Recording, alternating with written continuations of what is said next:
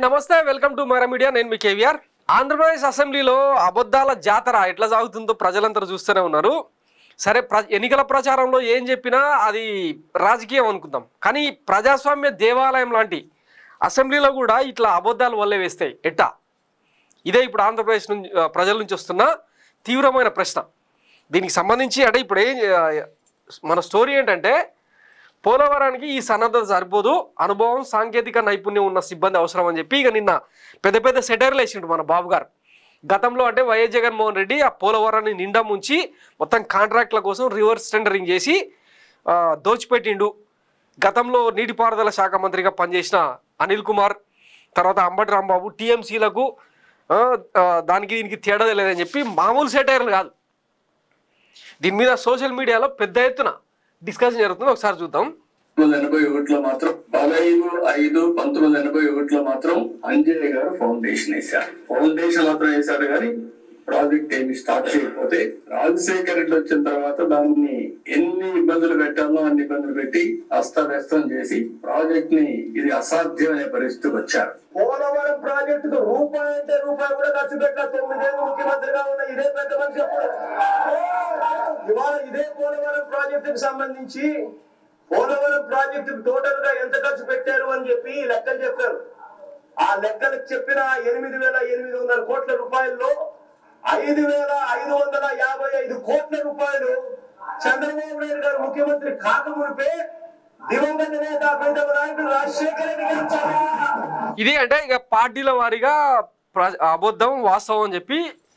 ప్రచారం చేస్తూ ఉన్నారు ఒకసారి హిస్టరీ గురించి మాట్లాడుకుంటే ఎప్పుడో స్వాతంత్రానికి పూర్వం నుంచి పోలవరం ఆ ప్రాంతంలో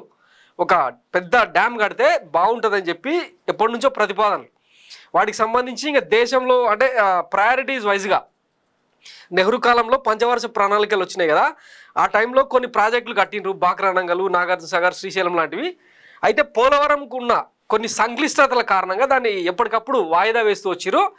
అయితే అంజయ్య ఎప్పుడైతే ముఖ్యమంత్రిగా ఉన్నాడో జనం డిమాండ్ అంటే ఆంధ్రప్రదేశ్ ప్రజల డిమాండ్ కారణంగా దానికి అప్పట్లో ఫౌండేషన్ వేసిండ్రు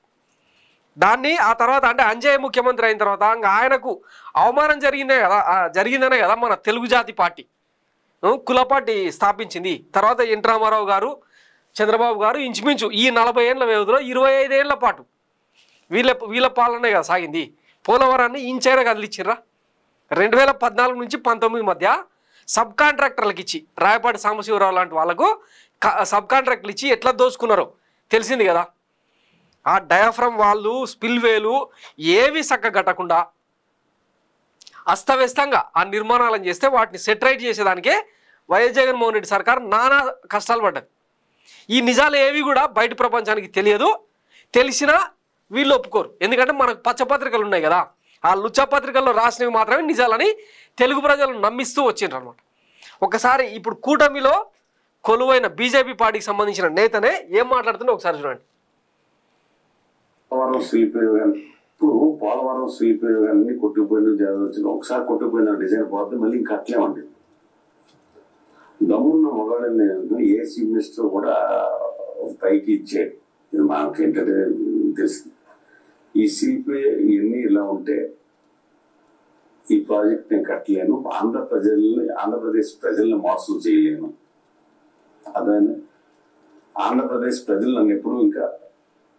నన్ను అంటే క్షమించరు ఈ ప్రాజెక్ట్ ఇలా కడితే నాకు ఇలా డిజైన్ మార్పించి చేయండి అనగలేని దమ్మున్న మొగాడు నేను చెప్తున్నాను ఆ విషయం ఇది ఎవరికి పబ్లిక్ తెలియదు అసలు తెలియదు అంటే పోలవరం ప్రాజెక్టులు ఎంత ఫ్రాడ్ చేయడం మీరు అర్థం చేసుకోవాలి ఆ సిల్క్ వే కానీ స్విల్ వే కానీ అన్ని కూడా ఇప్పుడు లీక్ అవుతానే ఉన్నాయి దాని అందరి పని ఆగుతుంది అదే పోలవరం పూర్తిగా బాగుపడదు ఎవరినా ఆలపాటి లక్ష్మీనారాయణ బీజేపీ నేత వైసీపీ వాళ్ళు కూడా ఇంతగానం ప్రచారం చేసుకోలే ఎందుకంటే నిజాలు వేరు వాస్తవాలు వేరు ఎందుకంటే మనమేమో వంచన మోసం అబద్ధం గోబెల్స్ ప్రచారాన్ని నమ్ముకుంటాం కదా ఇవన్నీ చెప్తే ఎక్కడ మళ్ళీ జగన్మోహన్ రెడ్డికి పేరు వస్తుందో అని ఇవన్నీ ఎందుకు ఎన్నికలకు ముందు ప్రచారంలో భాగంగా ఇంచుమించు 85% పైగా పోలవరం డ్యామ్ను పూర్తి చేసిరు ఇక ఏవో కొన్ని పనులు మిగిలిపోయినాయి ఈ వైఎస్ జగన్మోహన్ రెడ్డి వచ్చింటే ఈ పాటికి అవి కూడా ఆన్ గోయింగ్ అయిపోయింది. ఒక ఏడాదో 2 నెలల్లో ఆల్రెడీ జాతికి కూడా అంకితం కార్యక్రమాలు చేసేటోళ్ళు. ఇప్పుడు మనం కూటమి సర్కార్ వచ్చిన తర్వాత ఏం చేసినాం, ఆ పోలవరం ఎత్తు తగ్గించి దేనికోసం ఈ R&R ప్యాకేజీలు ఇవ్వాల్సి వస్తుంది, ఎక్కువ మంది పునరావాసానికి డబ్బులు ఖర్చు పెట్టాల్సి వస్తుంది, మళ్ళీ మన సంపద సృష్టి అంటే మన కులపోలకు మన ప్రాంత పోలకు మన జాతి నేతలకు ఆ సంపద సృష్టిలో భాగం దక్కదన్న ఉద్దేశంతో ఎట్లాంటి కుట్రలు చేస్తున్నామో తెలియదా? ఇవి వాస్తవాలు అనమాట. మన కుల పార్టీ మన జాతి పార్టీ పోలవరాన్ని ఏ రోజైనా పట్టించుకున్నదా? దాని ఫౌండేషన్ స్టోన్ వేసిన కానుంచి ఎప్పుడో 80లో వేసిన స్టోన్ కానుంచి తీసుకుంటే ఈ 40 ఏళ్లలో 25 ఏళ్ల పాటు మన పాలనలే మన కుల పాలనే సాగింది. కానీ ఏ రోజు కూడా దాన్ని పట్టించుకున్న పాపన పోలేదు. అట్లని మళ్ళీ 2014 నుంచి 19 మధ్య ఏమైనా ఊడబీకినరా అంటే అప్పుడు కూడా ఏం లేదు. అసెంబ్లీలో మాత్రం మీసాలు మేలేసి తొడలు కొట్టేసి రాసిపెట్టుకో జగన్ 2018 డిసెంబర్ 31 నాటికి పూర్తి చేస్తాం అని చెప్పి మాటలు. సో ఇక్కడ చెప్పొచ్చేది ఏంటంటే నిజాయితీకి చిత్తశుద్ధికి